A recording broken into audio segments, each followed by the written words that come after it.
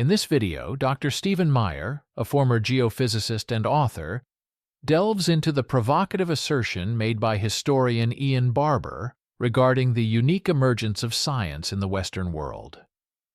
Join us as we explore the fascinating interplay between theology and science, unraveling the origins of modern inquiry within the Judeo-Christian milieu of medieval Europe. You quote the historian of science Barber, quote, "Science in any modern form arose in Western civilization alone." Well, that's politically incorrect. That's a dangerous assertion right there. Science in its modern form arose in Western civilization alone among all the cultures of the world because only the Christian West possessed the necessary intellectual presuppositions, close quote.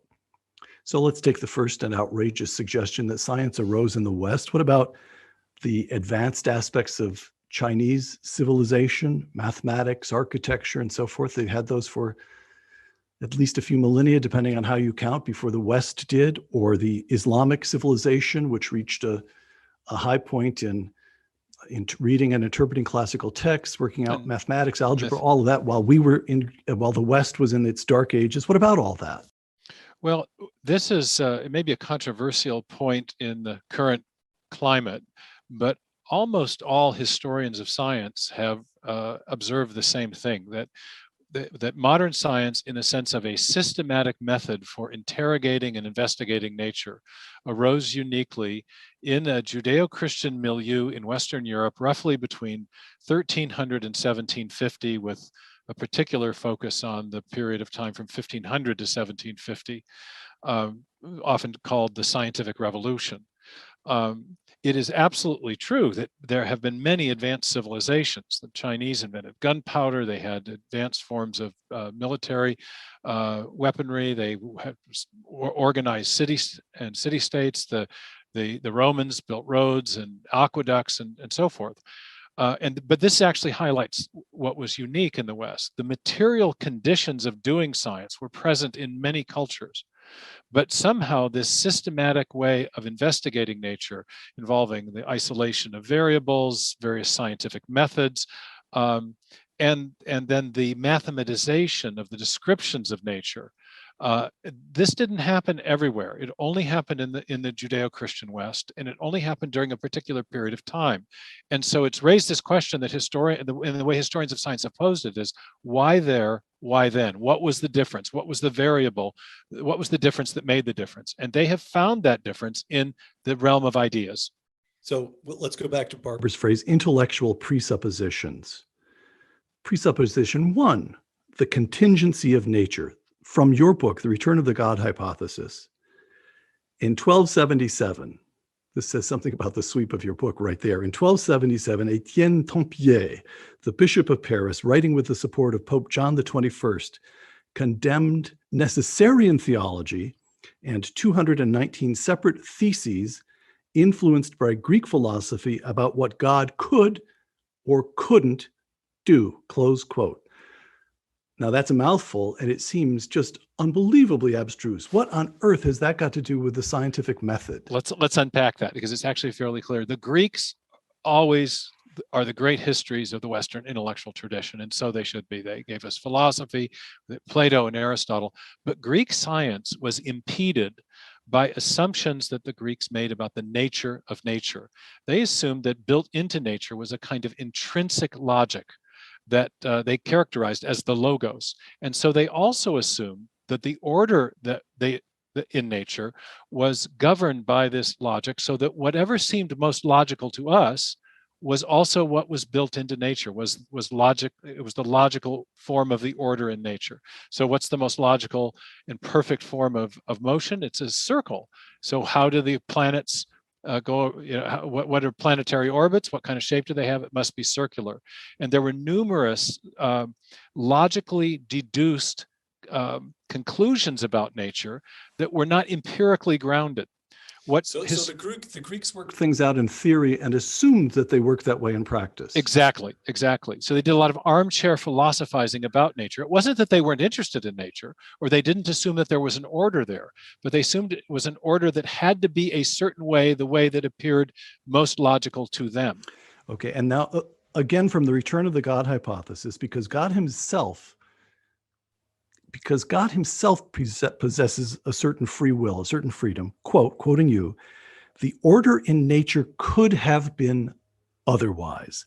The job of the natural philosopher, the old term for scientists, the job of the natural philosopher was not to ask what God must have done, but what God actually did, close quote.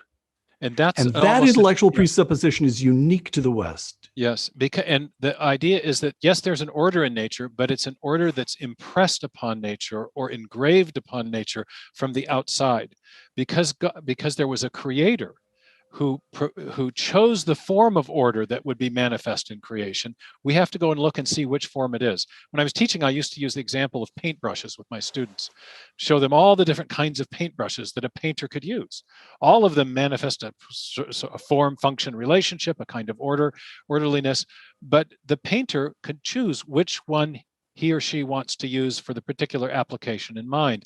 In the same way, God could, in providing, for example, the law of gravity, could have chosen to had a gravitational attraction much stronger or weaker. It has an inverse square law in Newton's formulation, but it might have been an inverse cubed law. It might not have had an exponent in the denominator at all. It could have been entirely different. There's an order, but which order is up for us to go and to discover. And that quote that you just attributed to me is almost a direct paraphrase of Robert Boyle, who said that the job of the natural philosopher is not to look at what God must have done, not to decide what God must have done, but to go and look and to see what he actually did do.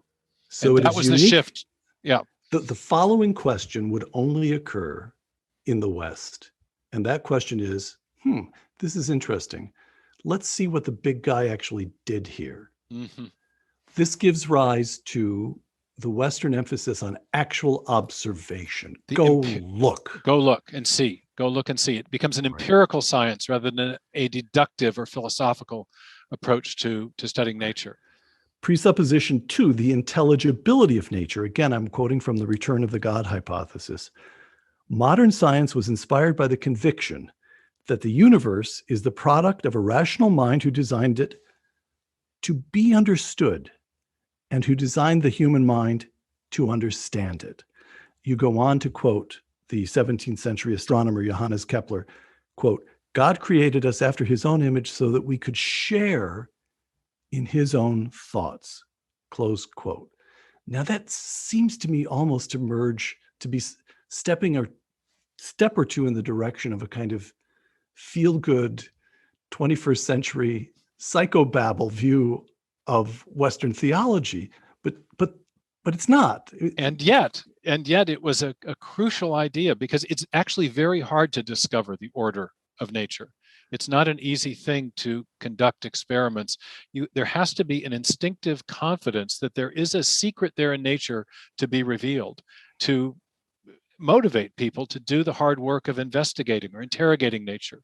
And this conviction that nature had an intelligible order that was the product of the rational mind of the creator, the same creator who made our minds and had endowed our minds with a rationality that enabled us to understand the rationality and the design and the order built into nature. So that's what gave us confidence, or that's what the theology the theology that human beings are distinctive, that we alone, this notion about being made in God's image, in one way or another, not dogs or cats or fish or any, but human beings can understand, that's vital here. We've been made this, it was the Judeo-Christian idea that we've been made the stewards of this is also politically incorrect, of course. Yeah, right, of course. One long continuum from amoeba to human beings. Human beings are different. Well, I thank you for pointing that out. Yeah, right. Yeah, exactly. No, it's absolutely human exceptionalism, if you will. That there's something unique about the intellectual and cognitive capabilities of human beings that allow them uniquely to understand the design and the order and the rationality built into the natural world.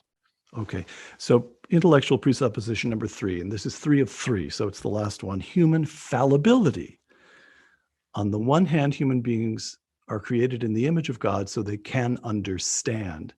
On the other hand, to quote you, you note the Christian doctrine of original sin, Humans are vulnerable to self-deception, flights of fancy, and jumping to conclusions. Scientists must therefore employ systematic experimental methods, close quote. Explain that. This is an idea that's been emphasized by the historian and philosopher of science Steve Fuller in Britain and Peter Harrison in Australia, that the doctrine of original sin, which was recovered in this same period when in late medieval Catholic theology and during the Protestant Reformation, the doctrine of creation was being reemphasized.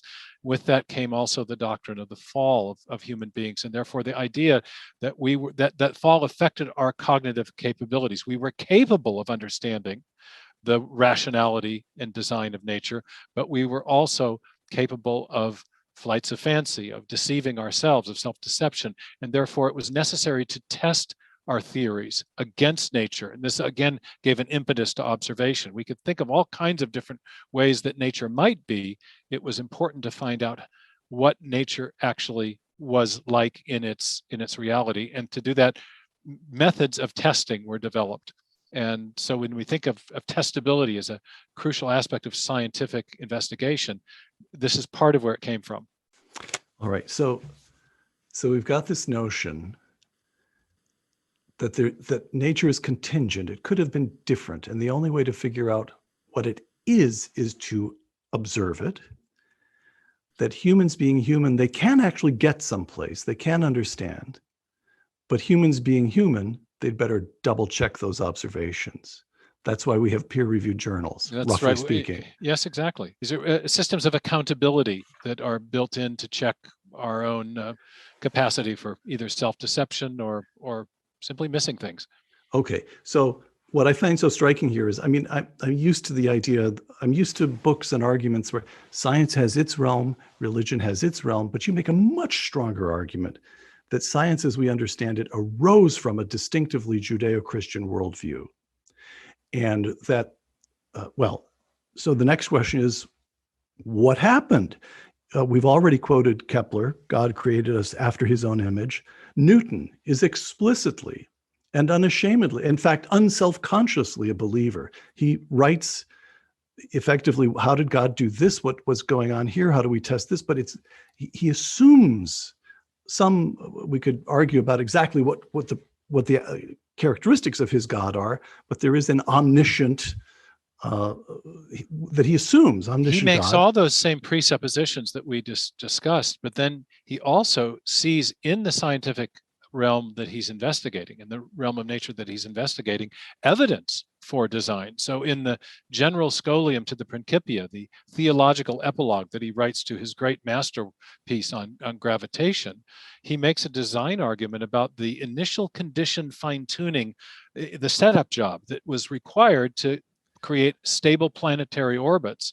And in this memorable passage, he says, this most beautiful system of sun, planets, and comets could only proceed from the counsel and dominion of an intelligent and powerful being. Now, this is written in one of the greatest works of physics ever written, and yet there is a deep theological reflection, a design argument which is a form of natural theology, but he also brings to bear a theology of nature. That is to say, he's bringing theological presuppositions to bear in the whole framing of the inquiry. As we draw our exploration to a close, I invite you to reflect on the profound interplay between theology and science that we've uncovered today. What are your thoughts on the role of theological insights in shaping the development of modern scientific inquiry? Do you believe that the fusion of faith and reason continues to influence scientific thought today? I'd love to hear your insights and perspectives in the comments below, and subscribe for more updates on such discussions. See you in the next video.